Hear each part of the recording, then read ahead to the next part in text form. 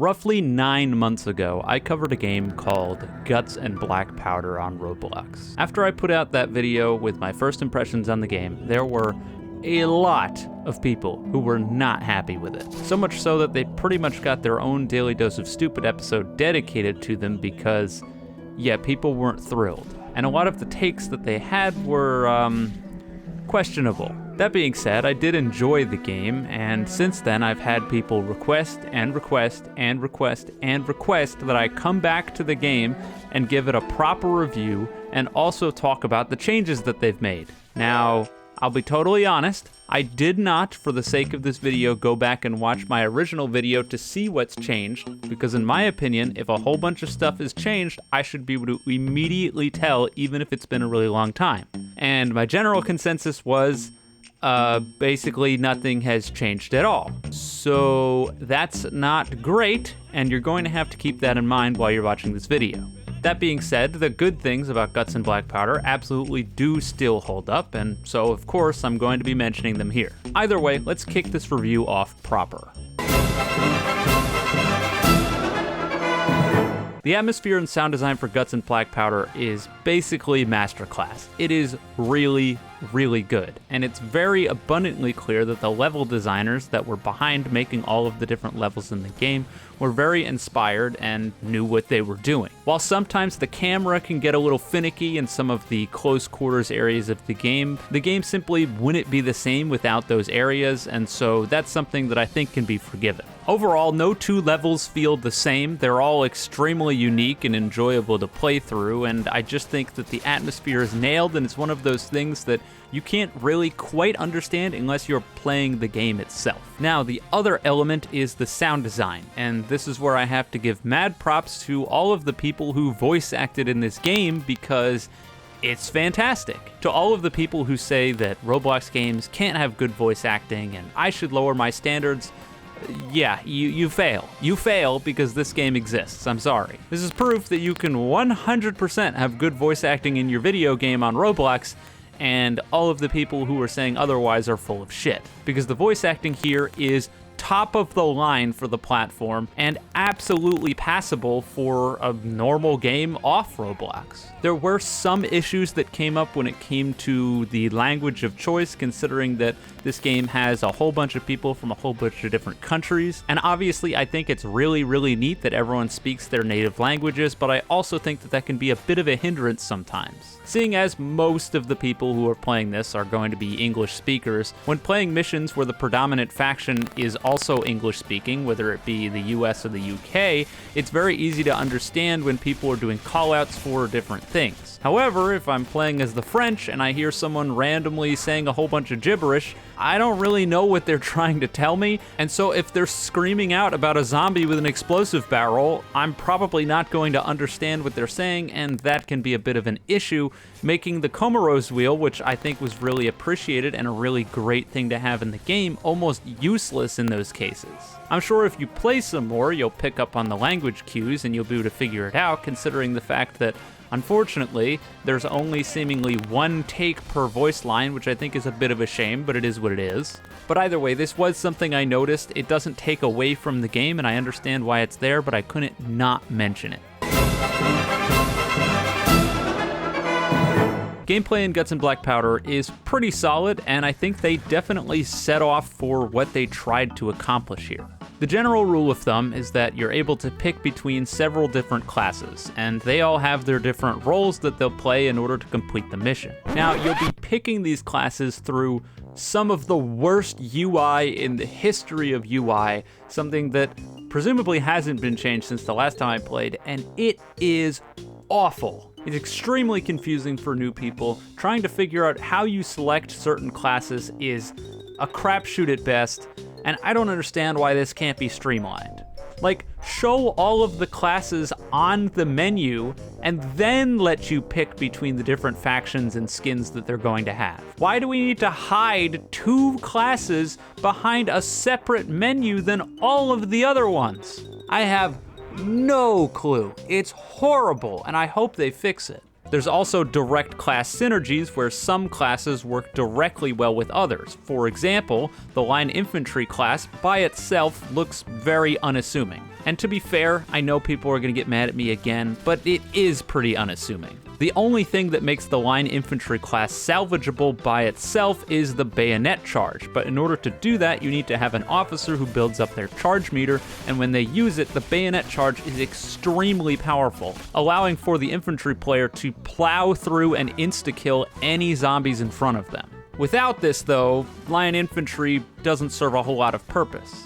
You'll use these classes to take on two different game modes. The Endless mode, which is effectively Call of Duty Zombies survival, where just waves go up and it gets progressively harder. This mode is just kind of bad, I'll be totally honest. It's not fun, I don't find it enjoyable at all. I wish people wouldn't vote it. I understand why they do, and I'll be talking about that when we start talking about difficulty, but I think the real meat and potatoes of this game is the missions. And these are levels where you have to complete a whole bunch of different tasks while progressing through areas until you eventually get to the end and then you get to escape. These missions are where the class synergies really end up mattering. Your team's class setup is extremely important to your success, and so if you don't have certain classes on your team, you're going to be in trouble. For example, the Sapper, which can put down barricades, is invaluable to your team's survival in order to make sure you don't get overwhelmed. It also has an axe that, while slow to swing, one-shot kills zombies, which can be extremely powerful. But the trade-off is that you don't get a gun, which means that when the explosive zombies show up, you have no way of dealing with them, and so you're reliant on your teammates in order to deal with that. You also obviously have no way to heal yourself if you take damage, and no way to stop your infection, which again requires other classes to help you out. It's definitely an interesting dynamic, and I can really appreciate the variety going on here of different roles that you can play.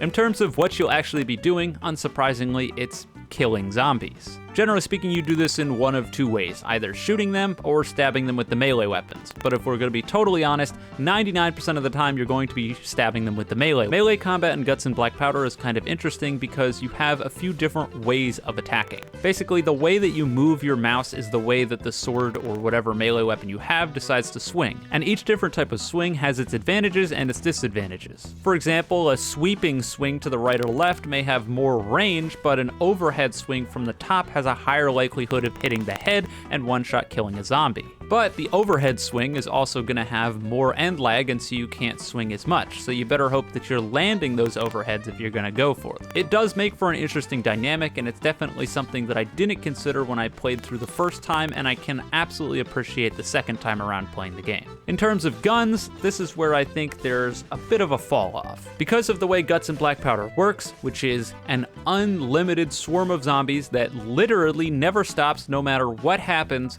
your guns are, well, not very helpful outside of directly shooting the explosive zombies and basically nothing else. This is because Guts and Black Powder takes place in the Napoleonic War era, and because of that, your guns take forever to reload. So generally speaking, you're gonna shoot once and then have to spend 30 minutes reloading, and all the while you're doing that, there are more zombies coming back, and 99.9% of the time, by the time you've reloaded, whatever zombie that you killed or zombies that you killed with your gun have long since respawned and are coming back at you. This can be kind of circumvented by the musician class, which can speed up your reload speeds, but at the end of the day, generally speaking, you don't do a whole lot of shooting in this game. With that though, I do want to start talking about the difficulty because I've got a lot to say. Difficulty's a fucking disaster. I'm just gonna come out and say it. It is a mess. Basically, your experience with this game is going to be entirely determined by the kind of lobby that you join.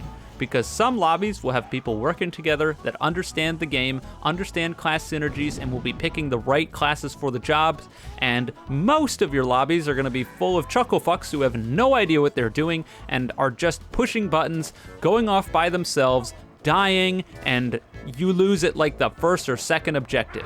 Basically, if your team is not working together, Guts and Black Powder is an extremely difficult, if not borderline impossible game to complete the mission section for. If you have no sappers on your team, you're effectively screwed.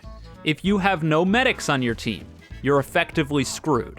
The priest or chaplain class is extremely helpful, but it's locked behind a ridiculous grind, and so because of that, there's only so many people that have it, and there's not a whole lot of people using it. And again, if you don't have one of those, you're not necessarily screwed, but you're in a lot of trouble. And it certainly does not help that at the end of the day, not all the classes are created equal, and the class balance is all over the place. I said it before, and I'll say it again, that the line infantry class, even after playing the game again and for a long time, is almost certainly the weakest class that you can pick behind probably the Seaman. I had some apologists for the blunderbuss in the comment section the last time, but I am once again saying that that class is also borderline useless. Oh, it's easier to shoot things if you can't aim. Yeah, and then you have to spend 30 minutes reloading the damn thing. Meanwhile, all the stuff you just killed has respawned and is coming back at you. At that point, pick line infantry or the officer class, because you're wasting everyone's time by picking Seaman. It's just not good. And another aspect of difficulty is the fact that very few things in this game are properly explained without having to read mountains of different tooltips to understand exactly what's going on. And so most new players are probably going to spawn into the experience, get automatically put in the line infantry class, which, if they don't know what they're doing, is borderline useless and not helpful. They're probably going to run off by themselves, get grabbed, die, and just hurt the team. And so the more idiots that you have like that, the more screwed that you're going to be. Never mind the fact that you can update the objectives list and highlight the objectives that you need to get by pressing C on your keyboard, but as far as I understand, this is never told to you at any point during the game, and that's a real goddamn problem, because I didn't even know that until somebody told me in the chat. And if they never had, then there would have been objectives where I had no fucking clue where I was supposed to be going, and I would have just been wandering around in circles. It's just a mess, and it's simply not fun to just lose over and over and over again to absolutely no fault of your own, while desperately trying to communicate with the other people in the server to pick roles that will actually be helpful, but they're not. I'm sure that if you can put together an absolute dream team of someone with the drums musician, someone with the fife musician, 1 or 2 officers, 1 or 2 line infantry, a medic or 2, a priest or 2, and 2 or 3 sappers, you could probably roll through every single mission in the game with borderline no issues whatsoever, because the synergy between all of those different classes being perfectly spaced out and working together is really, really, really strong. But the odds of that ever happening are next to 0 unless you have like 8 friends to play with, which is not realistic. Basically what I'm saying is, everyone's gonna tell me get good in the comments, even though this has literally nothing to do with me and everything to do with the player base of Roblox. And fun fact, losing over and over and over and over again is not very much fun. So then you either get the choice of lobby shopping until you find a lobby of players who know what the fuck they're doing and aren't completely incompetent, or accepting the fate of most of the lobbies and getting stuck in endless matches, because at least in endless matches, you're doomed to lose no matter what, and so these trash cans don't really take away from people's experiences. And that is why I think endless gets picked so often. Either way, difficulty is rough, we gotta move on. Speaking of rough, progression. Good God, this is horrible. Just absolutely horrible. After playing the game for over 4 hours for the sake of this video, I still don't understand what the hell determines how much money you get at the end of the game, and to be perfectly honest, I don't even know if it matters, because I think if you were God's gift to this game, it would still take you 800 years to unlock something. Seriously, I mentioned I played for 4 hours. Well, I unlocked 1, I repeat, 1 item. And that was the drums for the musician, and that was it. I never unlocked anything else because I simply didn't have enough money ever. It takes so long to get anything, and I assume they did this because in the grand scheme of things, like I said in the first video, there are barely any unlocks here. And so in order to try to make the gameplay spaced out, they made it so that way, you know, the unlocks that you can get cost a ridiculous amount, take forever to get, and that way you'll spend a ton of time trying to get the few unlocks that are in the game. But that's not even to consider the fact that the priest class, like I said, is locked behind a badge that requires you to like save 150 people and 75 people from runners and some other nonsense, when in my opinion, this class should very clearly just be unlocked from the start. I have no clue why they locked this behind something when it's almost integral to helping your team win. The big AoE stun that you can use is super, super helpful, and considering that it is the only way to reduce your infection infection rating if you're past a certain threshold. If you don't have one on your team and you keep taking damage, eventually infection's gonna get you and you're just gonna die. And that could potentially be unavoidable because there's a non-zero chance that literally nobody in your server even has this unlocked. That's a mess. Something has to be done about how long it takes to get money in this game because it's ridiculous. Now, after all is said and done, we get to the final score. And I just gotta be honest with you guys. I went into this expecting this to be a hell of a lot better than when I first played it. I figured with more time put into the game, I would see what everyone else is seeing. And for the record, I don't think that this is a bad game. Far from it, especially not on Roblox. But you also have to consider that when I do game reviews, I don't consider whether it's on Roblox or not. I just rate it as a game. Would I enjoy this video game? And despite all of the problems with it, the answer is still yes. Although I think if I were to have just rated this on my first impressions, it probably would have been higher than the score ends up being now. And that's just because there's so many issues when it comes to the game that feel like they're never going to be resolved, and that really sucks. Either way, I'm gonna stop beating around the bush. The final score for Guts and Black Powder is a painful 6 out of 10. This is a slightly above average game. And just again, for the record, my scores don't work off the IGN scale. 7 is not the average, 5 is the average. And so 6 out of 10 is not a bad score. This is a game that I would still recommend to you in a heartbeat because, well, it's free to play, so you don't really have any reason not to. And if you're a fan of zombie games, again, I'll give it a recommend. But the fact that your experience is so heavily hindered by the kind of lobby you're in, the fact that it seems like there's no, taking into consideration how many people are in the lobby, meaning that it seems like if you start a mission with 4 people, there's just no humanly possible way you'll ever complete it, that just, I don't know, that seems wrong. If you can get some friends together to even out the roles that are being played on the game, I think you'll have a significantly better experience, as well as if you communicate with your teammates in-game and try to get people to space out the roles. It's easier said than done, but it can be done, and I did have some really good games while I was playing because of that. But when you get into those games of trash cans and people who don't know what they're doing and you lose on the second or third objective, it's just not fun. Anyways, that's gonna be it for today's video. I know I'm gonna piss off a whole lot of people, and I'm sorry, but this is just the way I feel about it. At this point, I just hope people can be reasonable with the things that they say to me and not just retread all of the stuff that I've already debunked in my old Daily Dose of Stupid, because I know for sure that the people who saw the original video are gonna see this one and they're probably gonna say the same crap. Either way, I'm done here. So if you did enjoy the video, you can leave a like and subscribe. If you didn't, don't. And with all that being said, have a wonderful day, night, wherever you are, and I'll see you guys next time.